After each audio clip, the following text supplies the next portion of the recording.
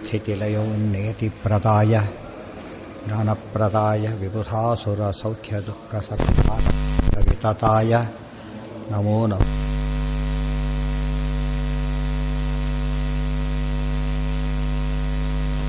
ಸಕಲಲೋಕನಮಸ್ಕೃತಂಚ ತ್ರೈಗುಣ್ಯವರ್ಜಿತಮಜಂ ವಿಹುಮಾದ್ಯಮೀಶಂ ವಂದೇ ಭವಘ್ನಮಮರಾಸುರಸಿದ್ಧವಂದ್ಯಂ. ನಾರಾಯಣಂ ನಮಸ್ಕೃತ್ಯ ನರಂ ಚೈವ ನರೋತ್ತಮಂ ದೇವೀಂ ಸರಸ್ವತೀಂ ವ್ಯಾಸಂ ತತೋ ಜಯಮುದೀರಯೇ.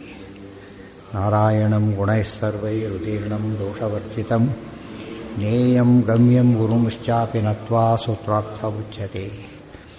ಓಂ ಓಂ ಅಥಾತೋ ಮಯಿವ್ಯಾಸೋ ಸದಾಗಮೈಕವಿಜ್ಞೇಯಂ ಸಮತೀತಕ್ಷರಾಕ್ಷರಂ ನಾರಾಯಣಂ ಸದಾ ವಂದೇ ನಿರ್ದೋಷಾಶೇಷ ಸದ್ಗುಣಂ.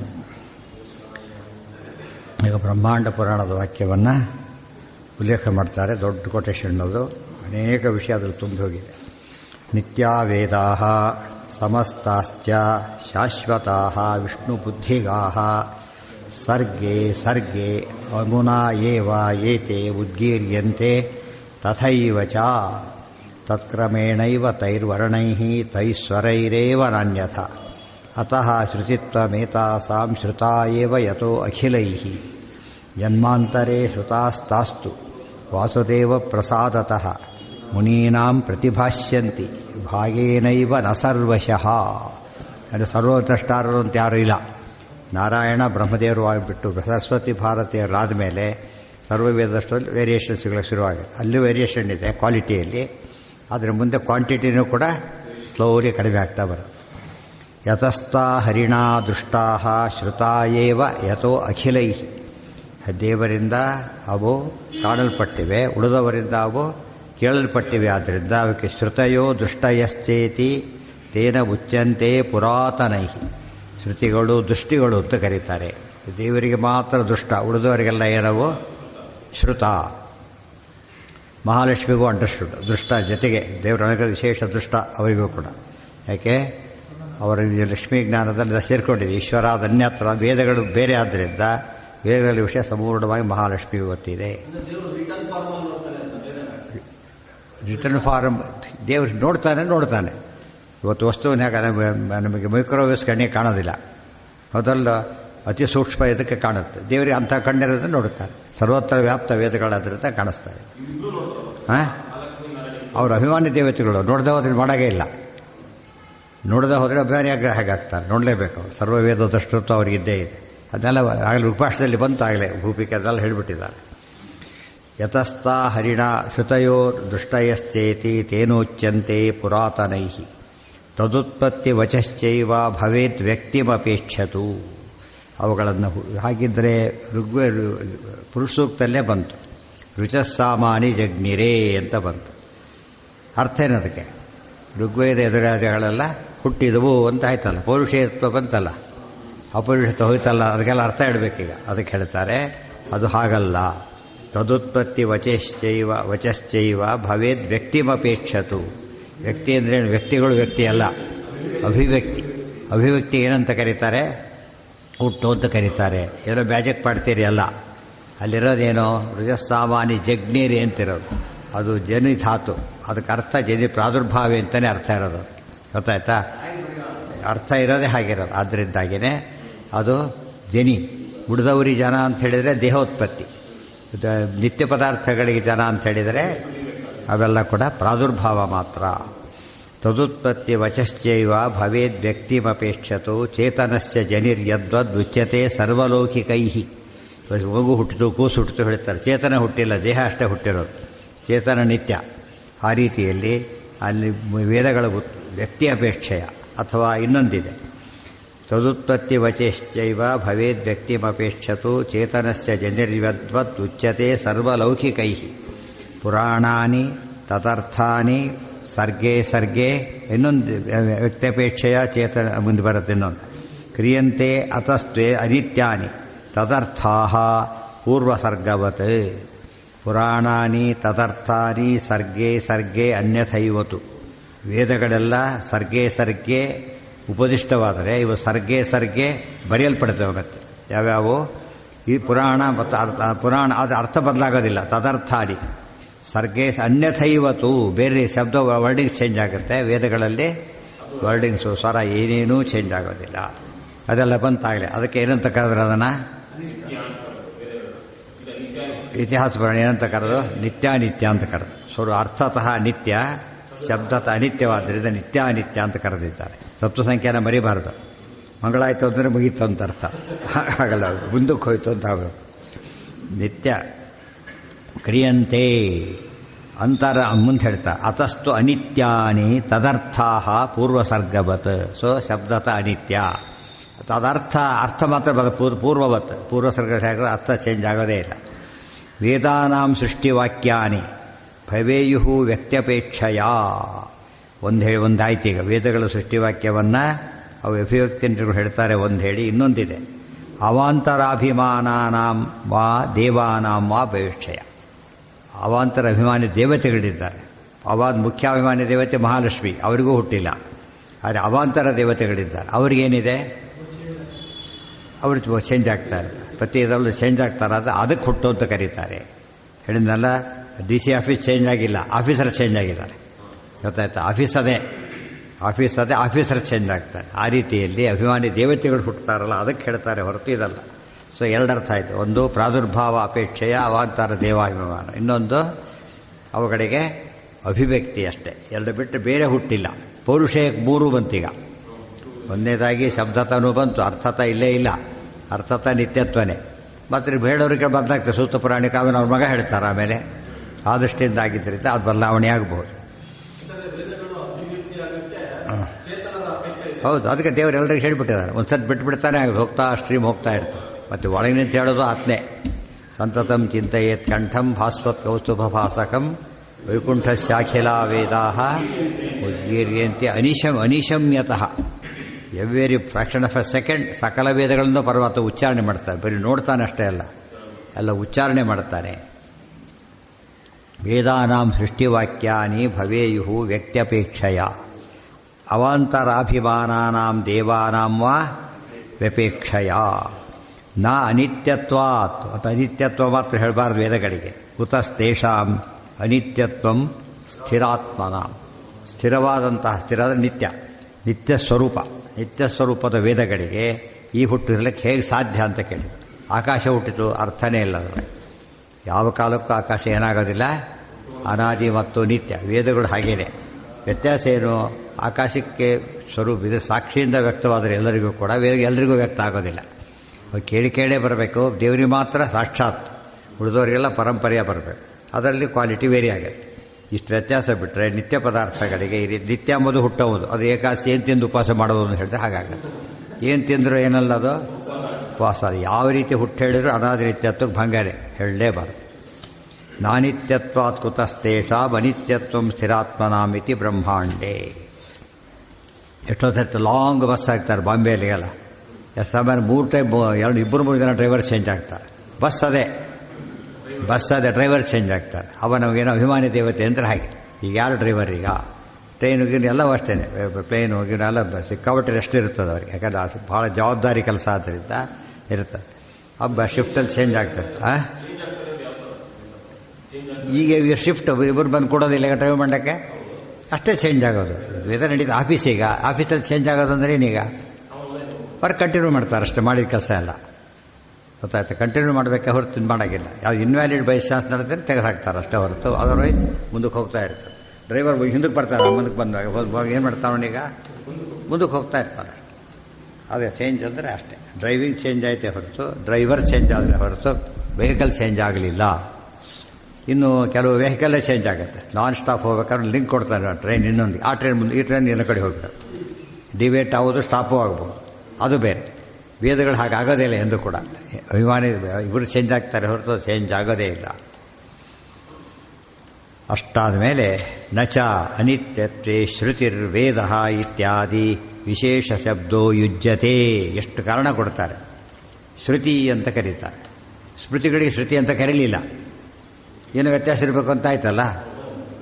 ಶ್ರುತಿ ಮತ್ತು ಶ್ರುತಿ ಬೇರೆ ಮಾಡಿದ ಮೇಲೆ ಈ ವ್ಯತ್ಯಾಸವನ್ನು ತೋರಿಸಲೇಬೇಕು. ಯಾವ ವ್ಯತ್ಯಾಸ ತೋರ್ಸೋಕ್ಕೂ ಬರೋದಿಲ್ಲ. ಅರ್ಥ ಚೇಂಜ್ ಆಗೋದಿಲ್ಲ ಅಂದಮೇಲೆ ಅರ್ಥ ವ್ಯತ್ಯಾಸ ಇಲ್ಲ. ಉಳಿದಿದ್ದೊಂದೇ, ಶಬ್ದ ಒಂದೇ. ಅದು ಚೇಂಜ್ ಆಗೋದಾದರೆ ಶ್ರುತಿ ಅಂತ ಹೆಸರಾಕಿರ್ತಾರೆ. ಅದಕ್ಕೆ ಏನದಕ್ಕೆ ಹೆಸರಾಗಿರ್ತಾಗ ಅದು ಶ್ರುತಿ ಆಗಿಬಿಡ್ತಾರೆ. ಸ್ಮೃತಿ ಅಂತ ಆಗದೇನೆ ಶ್ರುತಿ ಅಂತ ಕರಿಬೇಕಾದ್ರೆ ವೈಶಿಷ್ಟ್ಯ ಇರಬೇಕಲ್ಲ. ಪರ್ಮನೆಂಟ್ಗೂ ಟೆಂಪರರಿ ಡಿಫರೆನ್ಸ್ ಇಲ್ಲದೆ ಹೋದರೆ ಯಾಕೆ ಕರಿಬೇಕು? ಗೊತ್ತಾಯ್ತಾ? ಆದ್ದರಿಂದ ವ್ಯತ್ಯಾಸ ಇರಲೇಬೇಕು. ಇವೆಲ್ಲ ಲಾಜಿಕ್. ಹೆಸರಿನಲ್ಲೇ ಗೊತ್ತಾಗುತ್ತೆ. ಬೈಯೋರು ಕೂಡ ಶ್ರುತಿನ ಶ್ರುತಿ ಅಂತ ಬೈಬೇಕಾಗಿರ್ತದೆ ಅಂತ ಬೈಯಾಗಿಲ್ಲ. ಯಾಕಂದ್ರೆ ಅವ್ರ ಬಾಯಲ್ಲಿ ಅದೇ ಮಾತು ಬರುತ್ತೆ. ಮತ್ತೆ ದೇವರಾಣೆ ದೇವರಿಲ್ಲ ಅಂತ ಹೇಳಿದ್ರೆ ಹೇಗೋ ಹಾಗಾಯ್ತು ಅಷ್ಟೇ. ಆ ದೇವರಾಣೆ ಅಂತ ಹೇಳ್ಬೇಕಾದ್ರೆ ಏನು ಒಪ್ಕೊಂಡಾಯ್ತು ಅವನೀಗ? ಒಪ್ಕೊಂಡಾಯ್ತು. ಆ ರೀತಿಯಾಗಿ ವೇದಾಸ್ತೆ ಡಿಫೈನ್ ಮಾಡ್ತಾರೆ. ಏನು ನೀವು ಹೇಳಿದ್ರಿ ಶ್ರುತಿ ಅಂತಾರೆ ವೇದ ಅಂತಾರೆ ಅಂತ ಹೇಳಿದ್ರಲ್ಲ, ಶ್ರುತಿಗಳನ್ನು ವೇದ ಅನ್ನಲ್ಲ, ಅವನ್ನ ಸ್ಮೃತಿ ಅನ್ನಲ್ಲ ಅಂತ ಹೇಳಿದಿರಿ. ಅರ್ಥ ಏನಾಗಿದ್ರೆ ಶ್ರುತಿ ಅಂದ್ರೆ ಏನು, ವೇದ ಅಂದ್ರೆ ಏನು ಹೇಳ್ತಾರೆ. ವೇದಾಸ್ತೆ ನಿತ್ಯ ಭಿನ್ನತ್ವ ಶ್ರುತಯಶ್ಚ ಅಖಿಲೈಶ್ರುತೇ ಆಮ್ನಾಯೋ ಅನನ್ಯಥಾ ಪಾಠಾತ್ ಈಶ ಬುದ್ಧಿ ಸ್ಥಿತಾ ಸದಾ. ವೇದಗಳಿರೋ ಅನೇಕ ಅರ್ಥಗಳಲ್ಲಿ 3 ಅರ್ಥ ಹೇಳಿ. ವೇದಾಹಾತೆ ನಿತ್ಯ ಭಿನ್ನತ್ವಾತ್ ವಿದ್ಯಮಾನತ್ವಾತ್. ನಿತ್ಯದಲ್ಲೂ ಇರೋದ್ರಿಂದ ಅವಕ್ಕೇನಂತ ಹೆಸರು? ವೇದ ಅಂತ ಹೆಸರು. ವೇದ ಇದೇ ಯಾವಾಗಲೂ ಇದ್ದೇ ಇದೆ. ಮತ್ತೆ ಇನ್ನೊಂದು ಅರ್ಥ ಅದು ಕಾಮನ್ ಆಗುತ್ತೆ. ವೇದ ಯತೀತಿ ವೇದ ಎಂಬುದು ಕಾಮನ್. ಆದರೆ ನಿತ್ಯ ವಿದ್ಯಮಾನತ್ವ ಎಂಬುದು ಶಬ್ದತಃ ಅರ್ಥತಃ ಇರೋದರಿಂದ ವೇದಗಳಿಗೆ ವೇದ ಅಂತ ಹೆಸರು. ಶ್ರುತಯಶ್ಚ ಶ್ರುತಿ ಅಂತ ಕರೀತಾರೆ. ಅಖಿಲೈಹಿ ಶ್ರುತೈಹಿ ಕೇಳಿ ಬರಬೇಕೆ ಹೊರತು ನೋಡಿ ಬರಹಾಗಿಲ್ಲ. ಆದ್ದರಿಂದ ಅಖಿಲೈ ಶ್ರುತೇ. ಅದರಿಂದ ಇನ್ನೊಂದು ಅಡ್ವಾಂಟೇಜ್ ಸಿಕ್ತು. ಸೊ ಯೋಚನೆ ಮಾಡಿ, ವೇದಗಳ ಸಂರಕ್ಷಣೆಗೆ ಬರೀ ಹೇಳೋದೇ ಯಾಕೆ ಅಭ್ಯಾಸ ಮಾಡಿದ್ರು, ಯಾಕೆ ಬರದೇ ಇರಲಿಲ್ಲ ಅಂತ ಪ್ರಶ್ನೆ ಬಂದರೆ ವೆರಿ ಸಿಂಪಲ್. ಅದು ಪ್ರೊಟೆಕ್ಟ್ ಮಾಡಬೇಕು. ಅವ್ರು ಯಾವಾಗ ಓರಲ್ಲಿ ಹೇಳಿ ಒಬ್ರಿಗೊಬ್ರು ಹೇಳಿದಾಗ ಇನ್ನೊಬ್ರು ಏನು ಮಾಡ್ಲಿಕ್ಕೆ ಬರಲ್ಲ. ಅದನ್ನ ಪುಸ್ತಕ ಓದ್ಕೊಂಡು ಹೋಗ್ಬಿಡ್ತಾನೆ. ವೇದಗಳ ಪುಸ್ತಕ ಪ್ರಿಂಟ್ ಆದಮೇಲೆ ಯಾರು ಬೇಕಾದ್ರೆ ಓದೋಕ್ಕೆ ಶುರುವಾಗುತ್ತೆ. ಈಗ ಸೀಕ್ರೆಟ್ ಫಾರ್ಮ್ ಪ್ರಿಂಟ್ ಮಾಡಿಬಿಡ್ತಾರಾ? ಸಾಧ್ಯ ಇಲ್ಲ. ಯಾಕೆ? ಅದು ರಹಸ್ಯ. ದೇಶದ ರಹಸ್ಯ ಹೇಗೆ ಕಾಪಾಡಬೇಕು, ವೇದಗಳ ರಹಸ್ಯನೂ ಕಾಪಾಡಬೇಕಾದ್ರಿಂದ ಆ ಓರಲ್ಲಿ ಟ್ರಾನ್ಸ್ಮಿಟ್ ಆದ ಪುಸ್ತಕ ಇಟ್ಕೊಂಡೋಗಿಲ್ಲ. ಇವರಿಗೆ ಮೊದಲೇ ಹೇಳ್ಬಿಟ್ಟಿರ್ತಾರೆ, ಇನ್ನೊಬ್ರಿಗೆ ಹಾಗೆಲ್ಲ ಹೇಳಾಗಿಲ್ಲ. ಇವತ್ತು ಆಫೀಸ್ನಲ್ಲಿ ಸೀಕ್ರೆಟ್ ಇರಲ್ಲ, ಅವ್ರ ಆಫೀಸ್ ಅವ್ರು ಅಂತ ಗೊತ್ತು, ಅವ್ರು ಯಾರು ಹೊರಗೆ ಲೀಕ್ ಮಾಡೋಂಗಿಲ್ಲ. ಆ ಥರ ವ್ಯವಸ್ಥೆ ಇರೋದು ಅವರು ಹೇಳೋದಿಲ್ಲ. ಅದರಲ್ಲೂ ಕದ್ದ ಅವನು ಯಾರು? ಹೈಗ್ರೀವಾಸರ ಕದ್ದ. ಅವಾಗ ಏನಾಯ್ತು ಕದ್ದಿದ್ದಕ್ಕೆ? ಕದಿಯೋದಂದ್ರೆ ಏನೀಗ? ಕದ್ದು ಕೇಳಿಸ್ಕೊಳ್ಳೋದು. ಇವ್ರಿಗೆ ಹೇಳ್ಬೇಕಾದ್ರೆ ಕೇಳಿಸ್ಕೊಂಡ್ಬಿಡೋದು. ಅದಕ್ಕೆ ಉಪದೇಶ ಹೇಗೆ ಮಾಡ್ತಾರೆ ಗೊತ್ತೇ? ಸಾಮಾನ್ಯವಾಗಿ ಕಿವಿಯಲ್ಲಿ ಹೇಳ್ತಾರೆ, ಕೇಳಿಸ್ಬಾರ್ದು ಅಂತೇಳಿ. ಮತ್ತೆ ಬಲಗಿವಿಯೆಲ್ಲ ಆಗ್ಬೇಕು. ಅದು ಕೂಡ ಇದು ಪದ್ಧತಿ. ಆ ದೃಷ್ಟಿಯಿಂದ ಯಾವಾಗೇನು ಹೀಗೆ ಗುರ್ಸ್ಕೊಂಡ್ಬಿಟ್ಟು ಈ ಕಡೆ ಅಡ್ಡ ಬರಾಗಿಲ್ಲ. ಇಷ್ಟೇ ಕಾಂಟ್ಯಾಕ್ಟ್ ಇರ್ತದೆ. ಮಂತ್ರ ಉಪದೇಶ ಅಂದ್ರೆ ಹಾಗೆ ಮಾಡ್ಬೇಕು. ಅದು ಏನು ಹೇಳಿದ್ರೆ ಓದೋರು ಗೊತ್ತಾಗಬಾರ್ದು. ಅವನು ಗಟ್ಟಿಯಾಗಿ ಜಪ ಮಾಡಬಾರ್ದು. ಗೊತ್ತೇ ಆಗೋದಿಲ್ಲ. ಅವನು ಯಾತಕ್ಕೆ ಕರೆಕ್ಟ್ ಆಗಿದ್ದಾನೆ ಗೊತ್ತಾಗ್ತಾ ಇಲ್ಲ. ಒಳಗೆ ಮಂತ್ರ ಇದೆ, ಹೊರಗೆ ಹೇಳಾಗಿಲ್ಲ. ಒಂದು ಮಂತ್ರದ ಶಕ್ತಿ ನಮಗೆ ನಂಬಿಕೆನೇ ಜನಗಳು ಹೋಯ್ತು, ಆದ್ದರಿಂದ ನಿಂತೋಯ್ತು ಅಷ್ಟೇ. ಸರಿಯಾಗಿದ್ದರೆ ಆ ರೀತಿ ನೋಡ್ಕೋಬೇಕಲ್ಲ. ಎರಡನೇದ ಎಲ್ಲರೂ ಕೇಳಿಕೆಡೆ ಬರಬೇಕು ಅಂತ ಹೇಳಿದ್ರಿಂದ ಅದಕ್ಕೆ ವೇದಗಳು ಏನಾಯ್ತು, ಎಲ್ಲ ಬರೆದಿಟ್ಟ ಓದಕ್ಕೆ ಬರೆದಿಟ್ಟ ಪುಸ್ತಕ ಎಲ್ಲಿ ಉಳಿಬೇಕು ಅಂತ ಏನಿಲ್ಲ. ಅದು ಕದಿಲಕ್ಕೆ ಬರುತ್ತೆ. ಇದು ಕೇಳಿ ಕದಿಬೇಕಾದ್ರೆ ಕದಿಯೋದು ಕೇಳಿನೂ ಕದಿಬಹುದು, ಆದರೆ ಕಷ್ಟ, ಇದಕ್ಕಿಂತ ಕಷ್ಟ. ವ್ಯತ್ಯಾಸ ಇದೆ. ಅದು ರಾಕ್ಷಸರು ಕದ್ರಲ್ಲ ಅಂದಮೇಲೆ ಕದಿಲಕ್ಕೆ ಬರುತ್ತೆ ಅಂತ ಆಯ್ತು, ಇಲ್ಲ ಅಂತೇನಿಲ್ಲ. ಆದರೆ ಅದಕ್ಕೆ ಭಾರಿ ಕಷ್ಟಪಡ್ಬೇಕು. ಅದಕ್ಕೆ ಬರೆದಿದ್ದನ್ನು ಅಪಹರಣ ಮಾಡೋದು ಸುಲಭ. ಆ ದೃಷ್ಟಿಯಿಂದ ಭಾಳ ಯಾವುದು ಮೊನ್ನೆ ಬಂದಿತ್ತು ಪೇಪರಲ್ಲಿ ಒಂದು ಹೋದರ್ಶನ ಬಂದಿತ್ತು. ಯಾರು ಮೈಸೂರಲ್ಲಿ ಯಾರ ಇದ್ದರು ಚಿತ್ರ ಔಷಧಿ ಕೊಡ್ತಿದ್ರಂತೆ ಯಾವುದಕ್ಕೂ. ಯಾರು ಕೇಳೋದು ಯಾರು ಅಪಹರಣ ಮಾಡ್ತಾರೋ ಅವ್ನು ಹೇಳಬೇಕು ಅಂತೇಳಿ. ಅದು ಹೇಳೋದಿಲ್ಲ, ಬರೀ ಕೊಂದು ಬಿಡ್ತಾನೆ. ಅವ್ನಿಗೆ ಆಗಲೂ ಹೇಳಿಲ್ಲ, ಅದು ಕೊಂದರೂ ಹೇಳಿಲ್ಲ. ಚಿತ್ರಹಿಂಸೆ ಮಾಡಿದ್ರೆ ಹೇಳಿ ಕೊಂದರೂ ಹೇಳಿಲ್ಲ. ಅಂದರೆ ಕೆಲವನ್ನ ಸೀಕ್ರೆಟ್ ಬಿಟ್ಕೊಡೋದಿಲ್ಲ. ಇದು ವೇದ ಇದು ದೇಹದ ಲೌಕಿಕ ಸಂಬಂಧಪಟ್ಟಿದ್ದಕ್ಕೆ ಅಷ್ಟು ಸೀಕ್ರೆಸಿ ಮೇಂಟೈನ್ ಮಾಡಿದಾಗ ಶಾಸ್ತ್ರ ವಿಚಾರ ಬಂದಾಗ ಇಲ್ಲ. ಅದನ್ನು ದೇವ್ರ ಅವನು ಕೊಂದ್ಬಿಟ್ಟು ವಾಪಸ್ ತಂದ ಅದೇನು ಅವ್ನು ಎಷ್ಟ ಆದರೆ ಬೋದು. ಅವ್ನು ಸತ್ತ ಅಂತ ಅವ್ನು ಕತ್ತಿದ್ದೋಯ್ತಲ್ಲ. ಮತ್ತೆ ಬರೆದಿಡಾಗಿಲ್ಲ, ಅದು ವ್ಯವಸ್ಥೆ ಮಾಡಿಬಿಡು. ಬರೆದಿಟ್ಟ ಶಕ್ತಿ ಹೋಗುತ್ತೆ ಅಂತ ಹೇಳ್ಬಿಟ್ಟು, ಬರೆದ ಶಕ್ತಿ ಹೋಗುತ್ತೆ ಅಂದಮೇಲೆ ಬರೆದಿಟ್ಟರೆ ಅವನಿಗೆ ಸಿದ್ಧಿ ಬರೋದಿಲ್ಲ. ಈಗ ಅವನು ಹಾಗೆ ಹೇಳಬೇಕಾಗಿತ್ತು. ಕೊಂದಾಯ್ತು, ಅಲ್ಲಿ ಕತೆ ಮುಗಿತು. ಆಮ್ನಾಯು ಅನನ್ಯಥಾ ಪಾಠಾತ್. ಇವತ್ತು ಕದಿದೇ ಇರೋ ಪುಸ್ತಕಗಳು ಅಂದರೆ ನಮ್ಮ ಶಾಸ್ತ್ರ ಪುಸ್ತಕ ಯಾರೂ ಕದಿಯಲ್ಲ ಅವನ. ಯಾಕೆ ಓದಕ್ಕಿದ್ರೆ ಡಿಮ್ಯಾಂಡೇ ಇಲ್ಲ. ಯಾರು ಕದೀತಾರೆ? ಆಂಟಿಕ್ ವ್ಯಾಲ್ಯೂ ಮಾರಾಟಕ್ಕೆ ಬೇಕು ಅವ್ರು ಕದೀತಾರೆ ಹೊರತು ಓದೋದಕ್ಕೋಸ್ಕರ ಕೇಳಿಸ್ಕೊತಾರೆ. ಕದ್ರೆ ಉಪಯೋಗ ಇಲ್ಲ. ಆ ಅರ್ಥದಲ್ಲಿ ಅಷ್ಟೇ. ಸುವರ್ಣಕ್ಕಿಂತ ಸುವರ್ಣಗಳವೆಲ್ಲ ಕದಿಬೇಕಾದ್ರೆ ಸುವರ್ಣದ ಬೇಟೆಗೆ ಕೈ ಹಾಕ್ತಾರೋ ಇದಕ್ಕೆ ಕೈ ಹಾಕ್ತಾರೆ ಅಂತ ಅರ್ಥ. ಇವತ್ತು ಪರದೇಶರ ಆರೋಪ ಇದ್ದೇ ಇದೆ. ನಮ್ಮ ದೇಶ ಯಾವ ಲೂಟಿ ಮಾಡಿದ್ರು, ಆ ಗ್ರಂಥಗಳನ್ನ ಲೂಟಿ ಮಾಡಿದ್ರು, ಅದರಿಂದ ಟೆಕ್ನಾಲಜಿ ಸಿಕ್ತು ಅಂತ ಹೇಳಿ ಒಂದು ವಾದ ಇದ್ದೇ ಇದೆ. ಆಮ್ನಾಯೋ ಅನನ್ಯಥಾ ಪಾಠ. ಒಂದು ವೇದ, ಇನ್ನೊಂದರ್ಥ ಶ್ರುತಿ, ಮತ್ತೊಂದರ್ಥ ಆಮ್ನಾಯ. ಆಮ್ನಾಯ ಅಂದ್ರೇನು? ಅನನ್ಯಥಾ ಪಾಠ. ಅನ್ಯಥಾ ಪಾಠ ಇಲ್ಲ, ಪಾಠಾಂತರ ಮಾಡಾಗಿಲ್ಲ ಅದು. ಅದೇ ರೀತಿ ಎಲ್ಲರೂ ಹೇಳ್ಬೇಕು. ಹೇಳಿದ್ನಲ್ಲ, ಇಲ್ಲಿ ಕನ್ಯಾಕುಮಾರಿಯಲ್ಲಿ ವೇದ ಹೇಳಿದ್ರು ಹಾಗೆ ಹೇಳಬೇಕು, ಕಾಶ್ಮೀರದಲ್ಲಿ ಹೇಳಿದ್ರು ಹಾಗೆ ಹೇಳಬೇಕು. ಅವ್ರು ಜನ್ಮದಲ್ಲೇ ನೋಡಿಲ್ಲ, ಇಬ್ರು ಒಬ್ಬೊಬ್ಬರು ನೋಡಿಲ್ಲ, ಕಾಂಟ್ಯಾಕ್ಟೇ ಇಲ್ಲ. ಇಲ್ಲೇ ಅಲ್ಲಿ ಹೋಗಿ ಕೇಳಿದ್ರೆ ಕರೆಕ್ಟಾಗಿ ಹೇಳ್ತೀವಿ, ಇದನ್ನ ಆದರೆ ಹೇಳ್ತಾರೆ, ವ್ಯತ್ಯಾಸನೇ ಇಲ್ಲ. ಬರಬಾರ್ದು, ಬಂದರೆ ಹೋಯ್ತು, ವೇದ ಅಲ್ಲ ಅದು. ಏನಂತ ತಮ್ಮಲ್ಲಿ ಏನಾಗಿದೆ ಅಂದರೆ ಅವ್ಯವಸ್ಥೆನೇ ಜಾಸ್ತಿ ಆಗಿಬಿಟ್ಟು ನಮ್ಮ ಪದ್ಧತಿ ಅಂದ್ಬಿಡ್ತಾರೆ. ಹಾಗೆಲ್ಲ ಪದ್ಧತಿ ಪ್ರಕಾರ ಚೇಂಜ್ ಆಗಬಾರ್ದು, ಗೊತ್ತಾಯ್ತಾ?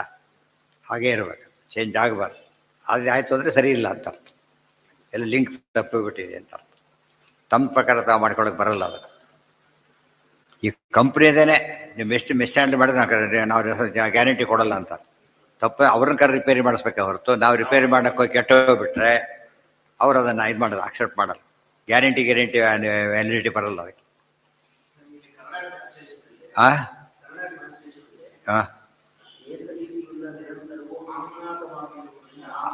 ಅದೇ ಪದ ಉಪಯೋಗಿಸಿದ್ರು ಅಷ್ಟೇ, ಅದೇ ಪದ ಉಪಯೋಗಿಸಿದ್ರು. ಆಮ್ನಾಥ ಅಂದ್ರೆ ತಿಳಿಯಲ್ಪಡೋದು ಅಂತ ಅರ್ಥ. ಅನ್ಯಂಥ ಪಾಠದಲ್ಲೂ ವ್ಯತ್ಯಾಸವಾಗದಂತೆ ತಿಳಿಯಲ್ಪಡೋದು. ಆಮೇಲೆ ಅನುವಾದ ಎಷ್ಟೋ ಸರ್ತಿ ಏನಾಗ್ತದೆ, ತಮಾಷೆ ಮಾಡ್ತದೆ. ಜೋಂತಶ್ಚ ಜೋಂತು ಅರ್ಥ, ಜೋಂತ ಅಂದರೆ ಜೋಂತ, ಇದು ಟ್ರಾನ್ಸ್ಲೇಷನ್ ಹಾಕಬೇಕು ಅಂತಾರಲ್ಲ ಹಾಗೆ. ಒಂದು ಸರ್ತಿ ನೋಟ್ ಕೊಡಬೇಕು, ಆಮೇಲೆ ಬೇಕಾದ್ರೆ ರಿಪೀಟ್ ಮಾಡ್ಬೋದು.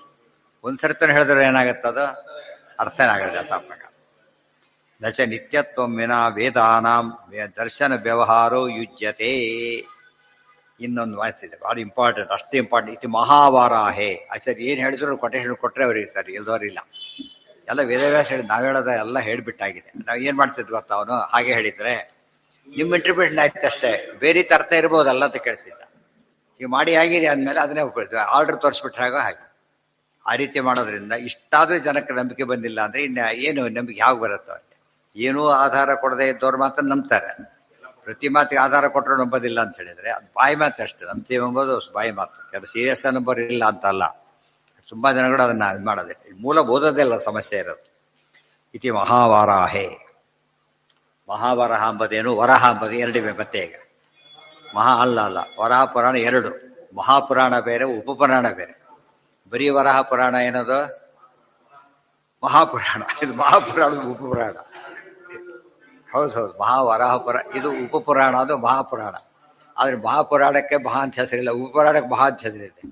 ಬರೀ ಡೈರೆಕ್ಟ್ ಡೆಪ್ಯೂಟಿ ಡೈರೆಕ್ಟರ್ ನೋಡೋದಕ್ಕೆ ಏನು ಅನಿಸುತ್ತೆ, ಇವರೇ ಮಾಡಿದ್ರು. ಅವ್ರು ಬರೀ ಡೈರೆಕ್ಟ್ರು, ಡೆಪ್ಯೂಟಿ ಡೈರೆಕ್ಟ್ರು, ಅಸಿಸ್ಟೆಂಟ್ ಇನ್ನೂ ಜೋರು.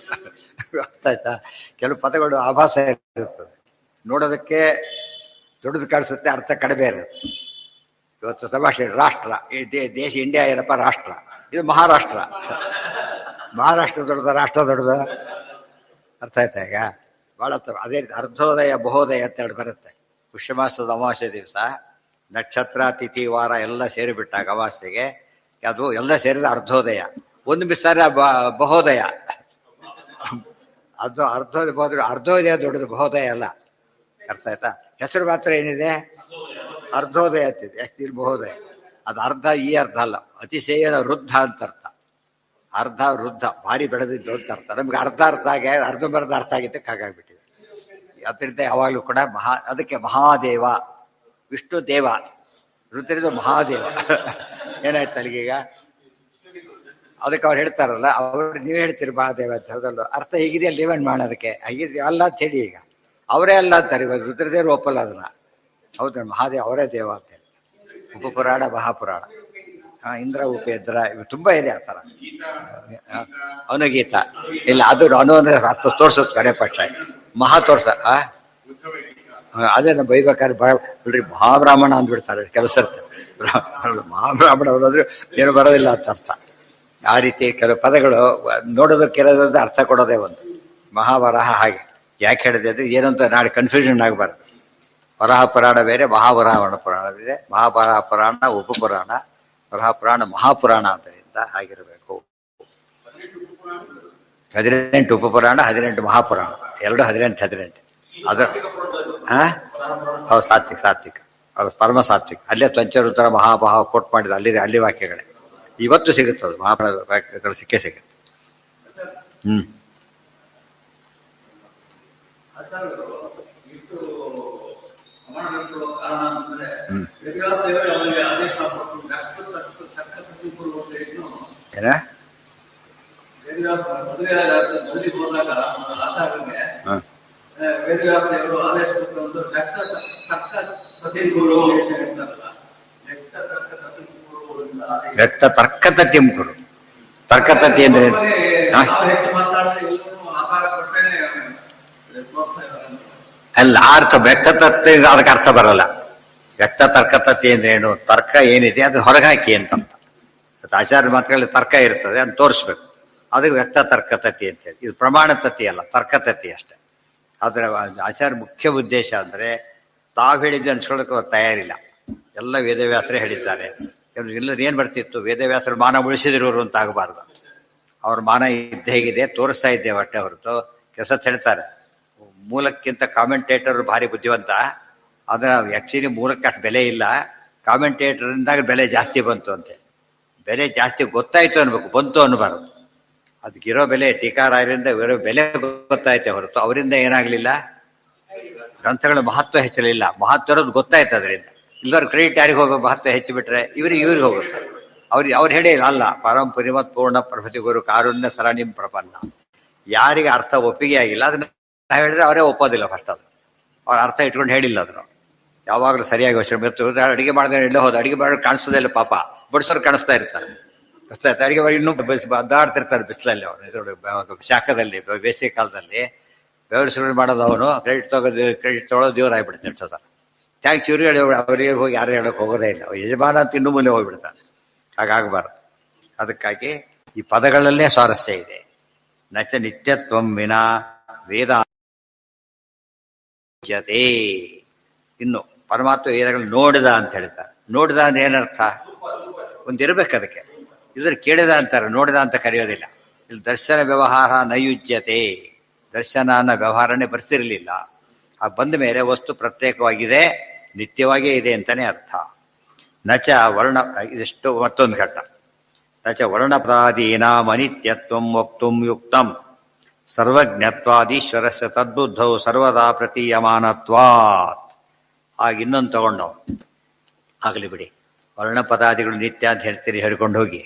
ಆದರೆ ವರ್ಣಪದಾದಿಗಳಿಗೆ ಯಾವಾಗ ಉಪಯೋಗ, ಯಾವಾಗ ವ್ಯಕ್ತವಾದರೆ ಮಾತ್ರ. ವ್ಯಕ್ತ ಆಗದೆ ಹೋದ್ರೆ ಏನಾಗುತ್ತೆ? ಉಪಯೋಗ. ಟಾನಿಕ್ ಓಪನ್ನೇ ಮಾಡಲಿ, ಹಾಗೆ ಇಟ್ಕೊಂಡಿದ್ದಾನೆ. ಟಾನಿಕ್ ತಗೋ ಅಂತ ಹೇಳಿ ಪಾಪ ಟಾನಿಕ್ ತಗೊಂಡು ಮೇಲೆ ಇಟ್ಕೊಂಡ್ಬಿಟ್ಟ ಅಷ್ಟೇ. ಇದು ತಗೋದು ಕುಡಿದೆ ಅಂತ ಹೇಳಿಲ್ಲ ಅಂತ ಹೇಳಿ. ಕೆಲವರೆಲ್ಲ ಮೆಕ್ಯಾನಿಕಲಿ ಫಾಲೋ ಮಾಡೋರಿರ್ತಾರೆ. ಡಾಕ್ಟರ್ ಮಾತ್ರ ಮೆಕ್ಯಾನಿಕಲಿ ಫಾಲೋ ಮಾಡಿ ಓಪನ್ನೇ ಮಾಡಿಲ್ಲ ಅವನು. ವಾಸಿಯಾಗಿ ಯಾಕೆ ಓಪನ್ ಆಗಿಲ್ಲ, ಯಾಕೆ ತಗೊಂಡ್ ಬಾ ನೋಡೋಣ ನೋಡ್ರಿ ಓಪನ್ ಮಾಡಿಲ್ಲ. ಆ ಥರ ಆಗಿದೆ. ಅದಕ್ಕೇನೆ ಅರ್ಥ ಏನದಕ್ಕೀಗ ಏನ್ ಅರ್ಥ? ಈಗ ವ್ಯಕ್ತ ಆಗೋದು ಅಂದ್ರೆ ಏನು?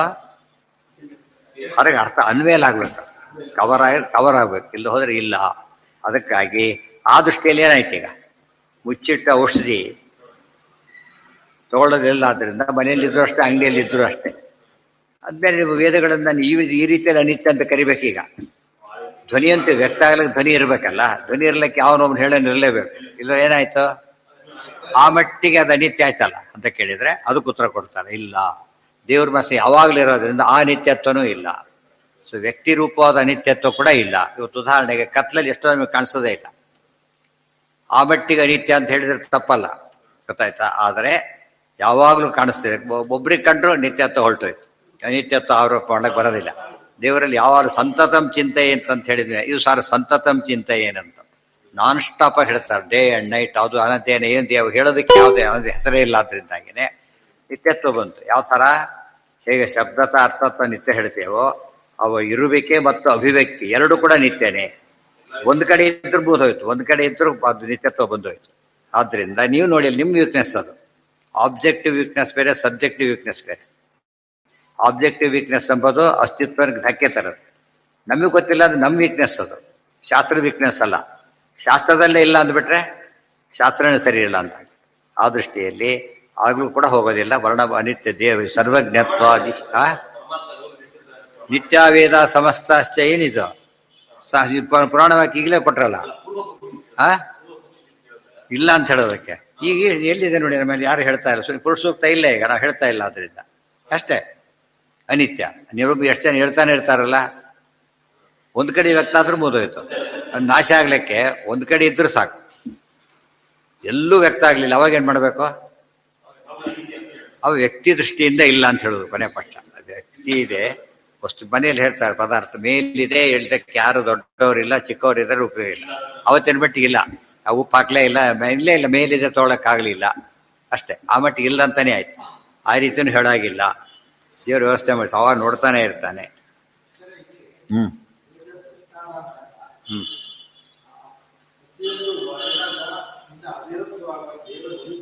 ಹ್ಮ್ ಹೌದು ಹೌದು ಹೌದು. ಲಿಪಿನ ಇಲ್ಲ, ಲಿಪಿ ಕಾಣೋದು ಸೆಕೆಂಡರಿ. ಇವತ್ತು ಉದಾಹರಣೆಗೆ ಕೇಳಿ ಕೇಳಿ ಬಂದರೆ ಲಿಪಿ ಕಾಣೋದೇ ಇಲ್ಲ. ಎಂದು ವೇದ ಲಿಪಿ ಯಾಕೆ ಕಾಣೋದಿಲ್ಲ ಅಂದ್ರೆ ಬರೆದು ಓದೋದಿಲ್ಲ, ಆದ್ದರಿಂದ ಕಾಣೋದೇ ಇಲ್ಲ. ನೀವು ವಾಯುಸ್ಥಿತಿ ಬದಲ ನೋಡಿ ಕಲ್ತಿರ್ತೀರಿ, ಪುಸ್ತಕ ನೆನಪು ಬರ್ತದೆ, ನೋಡ್ತೀರಿ. ಅವಾಗ ಇಲ್ಲೇ ಇಲ್ಲ, ವೇದಗಳು ಬರಬಾರ್ದು. ಬಂದಿರುತ್ತ ತಪ್ಪೇನು, ರೂಪಗಳೇ ಕಾಣಬೇಕು, ಅದು ಹೈಯೆಸ್ಟ್. ಅದು ವರ್ಣಾಭಿಮಾನಿ ಸಮೇತ ಗ್ರಂಥ ಯಾವ ಮಂತ್ರ ಹೇಳ್ಬೇಕಾದ್ರು ಹಾಗೇನೆ. ಮಾತೃಕಾನ್ಯಾಸ ಮಾಡೋದು ಯಾತಕ್ಕೆ ಅಂದ್ರೆ ರೂಪಗಳು ನೋಡ್ಬೇಕು ಅಂತ ಮಾತೃಕಾನ್ಯಾಸ ಮಾಡೋದು. ತತ್ವನ್ಯಾಸ ಮಾಡೋದು ತತ್ವಗಳು ನೋಡ್ಬೇಕು ಅಂತ ಹೇಳಿಬಿಟ್ಟು ಆಗಲೇ ಪೂರ್ಣ ಸಿದ್ಧಿ ಬರೋದು. ಉದಾಹರಣೆಗೆ ಕೊಡ್ಬೇಕಾದ್ರೆ ಕೈಲಿ ನೋಡ್ತಾನೆ, ಕೈಲಿ ಕೊಡ್ಬೇಕು. ಯಾವ್ದು ಇಂಪಾರ್ಟೆಂಟ್ ಲೆಟರ್ ಕೊಡು ಅಂತ ಹೇಳಿರ್ತಾರೆ, ಕೈ ಚಾಚಿ ಅಷ್ಟು ಕೊಟ್ಬಿಡೋದಿಲ್ಲ, ಒಬ್ಬ ನೋಡ್ಬೇಕು ಫಸ್ಟ್. ಅವರೊಂದು ಕನ್ಫರ್ಮ್ ಮಾಡ್ಕೊಂಡು ಕೊಡ್ತೀವಲ್ಲ ಹಾಗೆ. ಆ ದೇವತೆ ನೋಡ್ಬೇಕು, ಅದು ಭಾರಿ ಹೈಯೆಸ್ಟ್ ಸ್ಟೇಜ್. ಅದು ಅದೆಲ್ಲ ಲೋಯರ್ ಸ್ಟೇಜಲ್ಲಿ ಇಂಪಾಸಿಬಲ್. ಅದ ಯಾವ್ದ ಅವ್ರು ಡೈರೆಕ್ಟ್, ಅದಕ್ಕೆ ಅವ್ರ ಮೂಲಕ ಕೊಡೋದು ನಾವು. ಡೈರೆಕ್ಟ್ ದೇವ್ರ ಶಕ್ತಿ ಕೊಡೋದ್ರಿಂದ ಅವ್ರೊಬ್ಬರಿಗೆ, ಇನ್ಯಾರು ಅವ್ರಿಗೆ ಕೊಟ್ಟು ದೂರ ಇರ್ಬೇಕಷ್ಟೆ. ನಮ್ಮ ಮನೆ ಹೋಗ್ತೀವಿ, ಮಠಕ್ಕೆ ಹೋದ್ವಿ, ನೈವೇದ್ಯ ಮಾಡಿಸ್ಕೊಂಡ್ಬಂದ್ವಿ, ಇವ್ರು ಫಸ್ಟ್ ನೀವು ನೈವೇದ್ಯ ಮಾಡಿಸ್ಕೊಂಡು ಬಂದ ಅಷ್ಟೇ. ಅದು ಹೋಗಿ ಅವ್ರು ಮಾಡೋರ್ ಕೈಲಿ ಡೈರೆಕ್ಟ್ ಕೊಟ್ಟಿಲ್ಲ, ಇಲ್ಲಿ ಕೊಟ್ಟು ಅಲ್ಲಿ ಹೋಗಿ ಅವ್ನು ಇನ್ನೊಬ್ರಿಗೆ ಕೊಟ್ಟು ಅಲ್ಲಿ ಹೋಗಿರ್ತೇವೆ. ಎಷ್ಟೋ ಲಾಂಗ್ ಪ್ರೋಸೆಸ್ ಅದು. ಅದೆಲ್ಲ ಹೇಳೋದಿಲ್ಲ. ಏನಂತ ಹೇಳ್ತೇವೆ? ನೈವೇದ್ಯ ಅಷ್ಟೇ, ಆ ಥರ ಹೇಳ್ತಾರೆ. ಸ್ಟೆಪ್ಸ್ ಅಷ್ಟೆಲ್ಲ ಇದೆ ಅದಕ್ಕೆ. ಕಾಣಲೇಬೇಕು, ಅಕ್ಷರದಲ್ಲೂ ರೂಪ ಕಾಣಬೇಕಂತ. ಅದು ಕೂಡ ಸ್ವಾರಸ್ಯ ಇದೆ, ಸುಲಭ ಅಲ್ಲ ಅದು.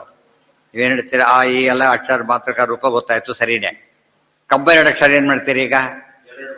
ಎರಡೆರಡು ಕಾಣ್ಬೇಕಲ್ಲಿ, ಇನ್ನೂ ಮೂರ್ನಾಕಿದೆ, ಅದಷ್ಟು ಕಾಡ್ಬೇಕು. ಮತ್ತೆ ಉತ್ತಪ್ತ ಅತ್ಯುತ್ತ ದೊಡ್ಡ ವಾಕ್ಯ ಅಷ್ಟು ಕಟ ಕಟ ಕಟ ಕಾಡ್ತಿರ್ಬೇಕು ಆ ಥರ. ಅಷ್ಟಾಯ್ತಾ? ಆ ರೀತಿ ಅದೆಲ್ಲ ಭಾರಿ ಕಷ್ಟ. ಅದಕ್ಕೆ ಆಗ ನಮ್ಗೆ ಅರ್ಥ ಆಗುತ್ತೆ. ನಾವು ಎಷ್ಟೇ ಹೇಳ್ತೀವಿ ಅಂದ್ರೂ ಕೂಡ ಆ ಪರ್ಫೆಕ್ಷನ್. ಅದಕ್ಕೆ ಆಚಾರ್ಯ ಹೇಳಿದ್ರೆ ಅವ್ರ ಸ್ಟೈಲು, ಅವ್ರು ಹೇಳೋ ರೀತಿ, ಅವ್ರ ಉಚ್ಚಾರಣೆ, ಅವ್ರಿದು ಕೇಳೋರು ನೋಡ್ಬೇಕು, ಅವರು ಎರಡು ನೋಡ್ಬೇಕು. ಅವರು ಕೇಳೋರು ನೋಡ್ತಾ, ಹೇಳೋರು ನೋಡ್ತಾ ಹೇಳ್ಬೇಕು. ಆ ಸಿದ್ಧಿ ನಮ್ಮ ಜನಕ್ಕೆ ಅರ್ಥ ಆಗೋ ಚಾನ್ಸಸ್ಸೇ ಇಲ್ಲ. ಅದು ಡಿಫ್ರೆಂಟ್ ವರ್ಲ್ಡ್.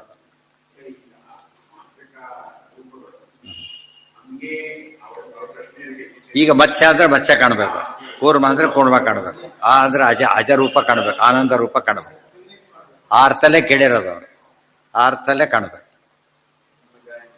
ಆಫೀಸ್ ನೋಡಿದ್ರೆ ಸಾಲದು, ಆಫೀಸರ್ ನೋಡ್ಬೇಕು. ದಿವಸ ಆಫೀಸ್ ಹೋಗಿ ಎಷ್ಟು ದಿವಸ ಕೆಲಸನೇ ಆಗೋದು, ದಿವಸ ನೋಡ್ಕೊಂಡ್ ಬರ್ತೀರಿ ಅಂದ್ರೆ ಸಂಡೇನೂ ಹೋಗ್ತೀನಿ ನೋಡ್ಲಿಕ್ಕೆ ಹೇಳ್ತಾರೆ. ಏನು ಉಪಯೋಗ ಅದರಿಂದ? ಆಫೀಸರ್ ನೋಡ್ಬೇಕು. ಎಷ್ಟು ತರತೆ ಕೆಲಸ ಆಯ್ತು, ಆಫೀಸ್ ಇತ್ತು, ಆಫೀಸರ್ ಆನ್ ಲೀವ್, ಮುಗಿದೋಯ್ತು. ಕನ್ಸರ್ನ್ ಬಿಡಿದವ್ರು ಇರ್ತಾರೆ, ಕನ್ಸರ್ನ್ ಇಲ್ಲ.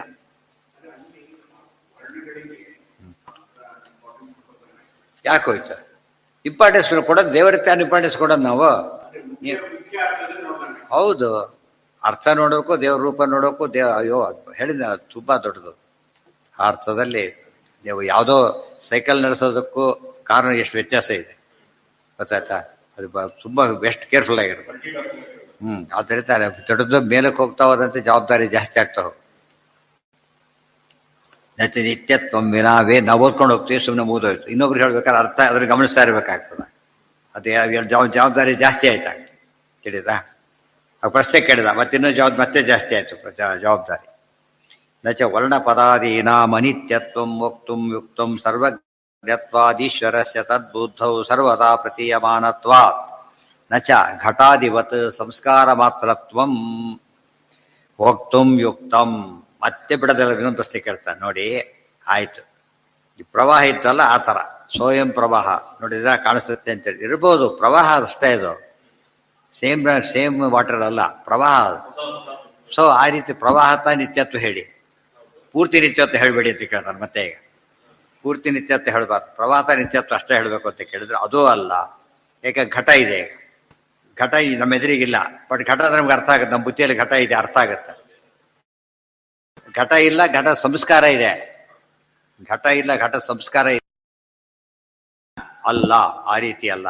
ಘಟನೆ ಇದೆ, ವೇದಗಳೇ ಇವೆ, ಯಾವಾಗಲೂ ವೇದಗಳೇ ಇವೆ. ಘಟ ಅನಿತ್ಯ, ಘಟ ಅನಿತ್ಯ. ಘಟ ಸಂಸ್ಕಾರ ನಿತ್ಯ ಅಂದ್ರೆ ಎಷ್ಟು ನಿತ್ಯ? ಯಾರು ನೆನಪಿ ಅಷ್ಟೇನೆ. ಇವತ್ತು ಕೆಲವು ಹಿಂದಿನ ಪದಾರ್ಥ ನೋಡೇ ಇಲ್ಲ, ಅದು ಹೋಯ್ತಲ್ಲ ಈ ಕತೆ ಕಾನ್ಸೆಪ್ಟ್. ಎಷ್ಟೋ ಹಿಂದೆ ಬರಳು ಗಿರಡೆಲ್ಲ ಮುಂದೆ ಬರ್ತಾವೆ, ಇನ್ನೂ ಪಜಿತಿ ಆಗ್ಬಿಡುತ್ತೆ. ಬರಳು ಒನಕೆ ಅಂತ ಹೇಳಿದ್ರೆ ಏನೋ ಹೇಳ್ತಾರೆ ಇವರು ಅಂತ ಹೇಳ್ಬಿಡ್ತಾರೆ. ಈಗೆಲ್ಲ ಸಿಗುತ್ತೆ, ಎಕ್ಸಿಬಿಷನ್ ಸಿಗ್ಬೋದು, ಅದು ಸಿಗೋದಿಲ್ಲ ಸಿಗದೆ ಹೋದಾಗ. ಆ ಥರ ಯಾಕೆಂದ್ರೆ ಯಾವಾಗ ಪದಾರ್ಥ ಗೊತ್ತಿರೋದಿಲ್ಲ. ಹಾಗೆ ಸಂಸ್ಕಾರ ಅಷ್ಟೇ ಉಳಿದಿರೋದು. ಯಾವ್ದೇ ನೋಡಿದವರಿಗೆ, ಉಳಿದವ್ರಿಗೆ ನೋಡೋದಿಲ್ಲ, ಸಂಸ್ಕಾರನೂ ಇರೋದು.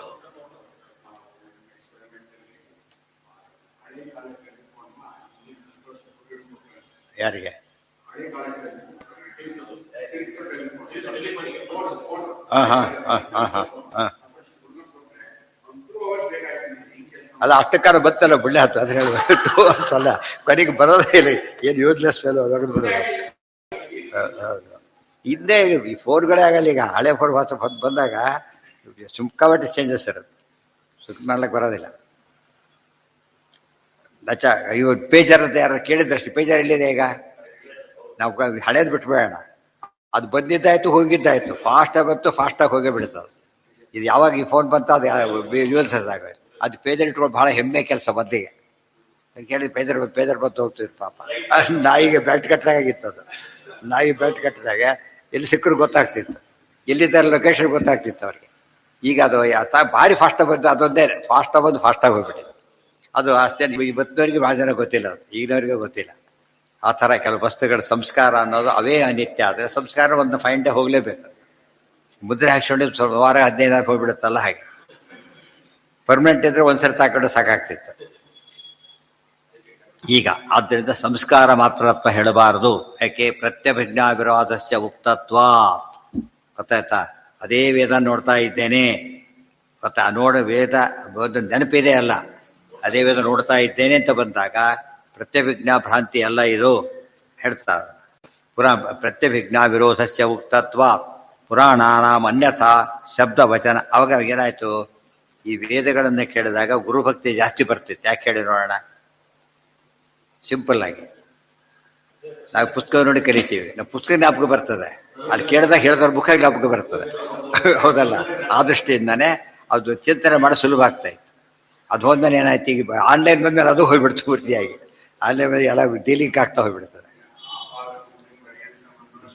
ಅದು ಅರ್ಥ ಬರ್ತಿತ್ತು. ಯಾಕೆಂದ್ರೆ ನೋಡ್ತಿದ್ರು ಅದನ್ನು. ಆಪಾದನೆ ಬಂದ್ಮೇಲೆ ಯಾಕೆ ನೋಡ್ಬೇಕು ಅಂತ ಕೇಳಿದ್ರೆ, ಉಚ್ಚಾರಣೆ ಮಾಡಿದ್ರೆ ಹ್ಯಾ ಮುಖ ಹೇಗಿರ್ತದೆ, ಇದು ಹೇಗಿರ್ತದೆ, ಅವೆಲ್ಲ ಚಿಂತನೆ ಮಾಡಿದ್ರೆ ಅದು ನೆನ್ಸ್ಕೊಂಡ ತಕ್ಷಣ ಏನಾಗುತ್ತೆ? ಅರ್ಥ ಆಗುತ್ತೆ. ಅರ್ಥ ಆಯ್ತು ಅಂತ ಬರೀ ಅರ್ಥ ಆಯ್ತು ಅಂತ ಕೇಳಿದಾಗ ಅಷ್ಟರಲ್ಲಿ ಏನು ತೋರಿಸುತ್ತದ? ಕನ್ಸರ್ನ್ ಜಾಸ್ತಿ ತೋರಿಸ್ತದಾಗ. ಗೊತ್ತಾಯ್ತಾ? ಆದ್ದರಿಂದ ಆ ಮಾತಿನ ಈಗ ಆಪಾದ ಬಲಿ ಪರ್ಯಂತಲೇ ಯಾವ ಪರ್ಯಂತನೂ ಇಲ್ಲ. ಅದೆಲ್ಲ ಬರ್ತಾ ಬರ್ತಾ ಬರ್ತಾ ವಿದ್ಯೆಗೆ ಮಹತ್ವ ಹೋಗ್ತಾ ಬಂತದ. ಅಷ್ಟೇ ಅದಾದ್ರು ಪುಸ್ತಕ ನೋಡೋದಿಲ್ಲ ಈಗ. ಅದು ಇಲ್ಲ, ಇದೆ ಯಾವುದೂ ಇಲ್ಲ, ಬರೀ ಆಕಾಶದಿಂದ ಬಂದ ಬರುತ್ತದ. ರೇಡಿಯೋ ಹಾಕ್ಬಿಟ್ಟಿರ್ತಾನೆ, ಪುಸ್ತಕನೂ ಇಲ್ಲ, ಯಾವ ಥರದ್ದು ಇಲ್ಲ. ದೇವರಿದ್ದಾನೆ, ದೇವರು ಮಾಡ್ತಾನೆ ಇದ್ದಾನಲ್ಲ. ಮತ್ತು ಮುಕ್ತರಿದ್ದಾರೆ, ಮಹಾಲಕ್ಷ್ಮಿ ಇದ್ದಾರೆ, ಅವರು ಉಚ್ಚಾರಣೆ ಮಾಡ್ತಾರೆ. ಮಹಾಲಕ್ಷ್ಮಿ ಸ್ತೋತ್ರ ಮಾಡ್ತಾನೆ ಇರ್ತಾರೆ ವೇದದಿಂದ. ಪುರಾಣಾನಾಂ ಅನ್ಯಥಾ ಶಬ್ದರಚನಮೇವ ಅನಿತ್ಯತ್ವಂ. ಹಾಗಿದ್ರೆ ನೀವು ಪುರಾಣಗಳಿಗೆ ಇಷ್ಟೆಲ್ಲ ಹೇಳಿ, ನೀವು ಪುರಾಣಗಳಿಗೆ ಹೇಗೆ ಪ್ರತಿಕಲ್ಪದಲ್ಲಿ ಬರೆದಾಗಲೂ ಕೂಡ ಶಬ್ದತ ಅದು ಬೇರೆ ಆಗುತ್ತೆ, ಅರ್ಥತ ಒಂದೇ ಅಂತ ಹೇಳ್ತಾರೆ. ವೇದಕ್ಕೆ ಅಷ್ಟು ಹೇಳ್ಬಿಡಿ ಅಂದರೆ ನಾವೇನು ಹೇಳಕ್ಕೆ ನಾವು ರೆಡಿನೇ. ಹಾಗಿಲ್ಲಲ್ಲ, ಪ್ರಮಾಣ ಹಾಗಿಲ್ಲಲ್ಲ. ಅರ್ಥ ಆಯ್ತಾ? ಪ್ರಮಾಣ ಹಾಗಿಲ್ಲ. ಪ್ರಮಾಣ ಹೇಗಿದೆ? ಅದೇ ವೇದ ಹಾಗೇ ಇದೆ ಅಂತ ಹೇಳಿದ ಮೇಲೆ ಮತ್ತೆ ಬದಲಾಯಿಸಕ್ಕೆ ಸಾಧ್ಯ ಇಲ್ಲ. ಅರ್ಥ ಆಯ್ತಾ? ಇದು ಪ್ರಮಾಣ ಹೇಗಿದೆ ಒಪ್ಪಿದ್ದೇವೆ ಅಷ್ಟೇನೆ. ಪ್ರಮಾಣ ಇಲ್ಲದವರು ಪುರಾಣ ನಿತ್ಯ ಅದನ್ನು ಒಪ್ಪಬೇಕಾಗ್ತಿದ್ದು. ಇಲ್ಲ ಹೇಳಿದ್ದಾರೆ ಅಷ್ಟೇ. ಅದಕ್ಕೋಸ್ಕರ ಪುರಾಣಾಮ ಅನ್ಯಥಾ ಶಬ್ದ ರಚನಮೇವ ಅನಿತ್ಯ. ಇಲ್ಲಿ ಅನ್ಯಥಾ ಶಬ್ದಗಳಿಲ್ಲ ನಿತ್ಯ, ಅನ್ಯಥಾ ಶಬ್ದ ರಚನೆ ಇದಕ್ಕಿದೆ, ಆದ್ರಿಂದ ಅನಿತ್ಯ. ಅದು ಅರ್ಥ ಅಲ್ಲ ಅಂತ ಹೇಳ್ಬಿಟ್ಟಿದ್ದೀವಲ್ಲ ಆಗಲೇ. ಅತಃ ಆಕಾಶಗುಣೇ ಶಬ್ದೇ ವ್ಯಜ್ಯಮಾನಾಃ ವರ್ಣಾದಯಃ ತತ್ಕ್ರಮಾತ್ಮಕೋ ವೇದಶ್ಚ ನಿತ್ಯ ಏವೇತಿ ಸಿದ್ಧಂ. ಅತಃ ಆಕಾಶಗುಣೇ ಶಬ್ದೇ ವ್ಯಜ್ಯಮಾನಾಃ ವರ್ಣಾದಯಃ ಎಲ್ಲ ಹೇಳಿದರು. ವರ್ಣ ಮೊದಲಾದವುಗಳು, ಆ ವರ್ಣ ಮೊದಲಾದವು ಅಂತ ಹೇಳಿದ್ರಿಂದ ಬರೀ ವರ್ಣ ಅಂತ ಹೇಳಿಲ್ಲ, ವರ್ಣಾದಯ ಅಂತ ಹೇಳಿ ವರ್ಣ ಶಬ್ದ ಎಲ್ಲವೂ ಕೂಡ ಏನಾಗ್ತಾ ಇದೆ. ಇವತ್ತು ಆಕಾಶ ಇಲ್ಲ, ಸೈಂಟಿಫಿಕ್ ಟೆಸ್ಟ್ ಮಾಡಿ ನೋಡಿರ್ತಾರೆ, ಗೊತ್ತಲ್ಲ. ಶಬ್ದಕ್ಕೆ ಏನ್ ಬೇಕು ಮೂವ್ ಆಗ್ಬೇಕಾರೆ? ಬೇಸ್ ಇರಬೇಕು. ಹಾಗೆ ಇದ್ದರೆ ಶೂನ್ಯದಲ್ಲಿ ಹೋಗೋದಿಲ್ಲ. ವ್ಯಾಕ್ಯೂಮ್ ಕ್ರಿಯೇಟ್ ಮಾಡಿಬಿಟ್ರೆ ಮಾಡ್ತಾ ಮಾಡ್ತಾ ತೋರಿಸಿ ಹೈಸ್ಕೂಲಲ್ಲಿ ತೋರಿಸ್ತಿರ್ತಾರೆ ಅವ್ನು ಎಕ್ಸಾಮ್ ನಾನು ತೋರಿಸ್ಬಿಟ್ಟು ವ್ಯಾಕ್ಯೂಮ್ ಮಾಡ್ತಾ ಹೋದಂತೆ ಶಬ್ದ ನಿಂತೋಗ್ಬಿಡುತ್ತೆ. ಗೊತ್ತಾಯ್ತಾ? ಆದ್ದರಿಂದ ಆಕಾಶ ಇರಲೇಬೇಕು. ಆಕಾಶ ಗುಣ ಶಬ್ದ, ಆಕಾಶ ಗುಣ ಶಬ್ದ. ಅದರಿಂದ ಆಕಾಶದಲ್ಲಿ ಇವೆ ಇವು. ಶಬ್ದದಿಂದಾಗ ಏನಾಗುತ್ತೆ, ವ್ಯಕ್ತವಾಗುತ್ತೆ ಅಷ್ಟೇ. ಇಲ್ಲವರೆ ಕಣ್ಣು ತೆಗೆದ್ರೆ ರೂಪ ವ್ಯಕ್ತ ಆಗುತ್ತಲ್ಲ ಹಾಗೆ. ರೂಪ ಇದೆ, ಕಣ್ಣು ತೆಗೆದ್ರೆ ಮಾತ್ರ ಕಾಣಿಸುತ್ತೆ. ಶಬ್ದ ಇದೆ, ಕಿವಿಯಿಂದ ಮಾತ್ರ ಕೇಳಿಸುತ್ತೆ. ಧ್ವನಿ ಹೊರಗೆ ಬರಬೇಕು, ಕಿವಿ ಈ ಕಡೆ ಇರಬೇಕು. ಶಬ್ದ ಇದೆ, ಧ್ವನಿ ಹೊರಗೆ ಬಂದಿದೆ, ಇವನಿಗೆ ಕಿವಿ ಇಲ್ಲ, ಕೇಳಿಸೋದಿಲ್ಲ. ಇವನಿಗೆ ಕಿವಿ ಇದೆ, ಧ್ವನಿ ಬರಲಿಲ್ಲ, ಕೇಳಿಸೋದಿಲ್ಲ. ವಸ್ತುನಿಲ್ಲ, ಕೇಳಿಸೋದಿಲ್ಲ. ಅದೇ ನಿರ್ದೋಷ ಅರ್ಥ ಇಂದ್ರಿಯ ಸನ್ನಿಕರ್ಷ ಪ್ರತ್ಯಕ್ಷ ಅಷ್ಟು ಇರಬೇಕು. ಇಲ್ಲದ್ರೆ ಕೇಳಿಸೋದಿಲ್ಲ. ಶಬ್ದ ನೇಚರೇ ಹಾಗೆ. ಸಿದ್ಧಂ ನಚ ಕೇವಲ ಸಿದ್ಧೇ ಅರ್ಥೇ ವೇದಶ್ಚ ನಿತ್ಯ ಏವೇತಿ ಸಿದ್ಧಂ. ಸೊ ವೇದಗಳನ್ನು ಬರೀ ಅಪೌರುಷೇಯ ಅಂತ ಅಷ್ಟೇ ಹೇಳಲಿಲ್ಲ, ನಿತ್ಯವಾದ ಶಾಸ್ತ್ರ ಅಂತ ಕರೆ. ಅಪೌರುಷೇಯತ್ವ ನಮ್ಮ ನಿತ್ಯತ್ವ. ಪುರಾಣಗಳಿಗೆ ನಿತ್ಯತ್ವ ಹೇಳಲಿಲ್ಲ ನಾವು, ನಿತ್ಯಾನಿತ್ಯತ್ವ ಹೇಳಿದ್ದ ಹೊರತು ನಿತ್ಯತ್ವ ಹೇಳಲಿಲ್ಲ. ಸೊ ಕಾರಣ ಶಬ್ದತ ಬದಲಾಗೋದೇ ಕಾರಣ. ಇವೆಲ್ಲ ಆ್ಯಂಗಲಲ್ಲಿ ನೋಡಿದರೆ ಎಷ್ಟು ಒಳ್ಳೆ ಕಾನ್ಸೆಪ್ಟ್. ಇಷ್ಟಾದ ಮೇಲೆ ಮತ್ತೊಂದು ಪ್ರಶ್ನೆ ತೆಗಿತಾನೆ. ವೇದಗಳು ನಿತ್ಯ ಅಲ್ಲ, ಗೊತ್ತಾಯ್ತಾ? ವೇದಗಳು ಪ್ರಮಾಣ ಅಲ್ಲ ಅಂತ ಹೇಳೋರಿಗೂ ಬರುತ್ತೆ ಮಾತು, ನಿತ್ಯ ಅಲ್ಲ ಅಂತ ಹೇಳೋದು ಬರುತ್ತೆ. ಅದರ ನಾಳೆ ಹೊಸ ವಿಷಯ. ಅದು ಎಷ್ಟು ಪ್ರಶ್ನೆಗಳು ಹೇಗೆ ಒಂದು ಪ್ರಶ್ನೆಗೆ ಉತ್ತರ ಕೊಡೋದೊಂದು ಸ್ಟೆಪ್ ಬೈ ಸ್ಟೆಪ್. ಎಲ್ಲೂ ಕೂಡ ಯಾವ ಮೊದಲಿಂದ ಹೇಗೆ ಶುರು ಮಾಡಿದ್ರೆ ಕಂಟಿನ್ಯೂಸ್ ಚೇಂಜ್ ಹೋಗ್ತಾನೆ ಇರ್ತದೆ. ಟೀಕಾರ ಪ್ರತಿ ಸತ್ಯ ತೋರಿಸ್ತಾರೆ. ಇತ್ಯತಃ ಇತ್ಯತಃ, ಈ ಪ್ರಶ್ನೆಗೆ ಉತ್ತರ, ಈ ಪ್ರಶ್ನೆಗೆ ಉತ್ತರ, ಈ ಹೇಳಿದ್ರಿ ನೆಕ್ಸ್ಟ್ ಈ ಪ್ರಶ್ನೆ ಬಂತು ಅದಕ್ಕೆ ಉತ್ತರ. ಆಮೇಲೆ ಅದು ಮೆಟ್ಲೆ ಇರ್ತಾರಲ್ಲ ಹಾಗೆ. ಆ ರೀತಿ ಟೀಕಾ ಅಂದ್ರೆ ಅದು ಒಂದೇ. ಉಳಿದವ್ರದ್ದು ಆಗಿನ ಕಾಲ ಡೈರೆಕ್ಟ್ ಸಿಸ್ಟರ್ ಬರೆದಿದ್ದೆಲ್ಲ ಅಷ್ಟು ಬೇಕಿದ್ದೆಲ್ಲ ಜನಗಳಿಗೆ. ಪ್ರಸಾರ ಇತ್ತಾದ್ರಿಂದ ಗೊತ್ತಾಗ್ತಿತ್ತು. ಆಮೇಲೆ ನೀಟಾಗಿ ಬರೋದು ಅದನ್ನು ಪರ್ಫೆಕ್ಟಾಗಿ ಮಾಡಿ ನಮಗೆ ಅರ್ಥ ಆಗ್ಲಿಕ್ಕೆ. ಓಂ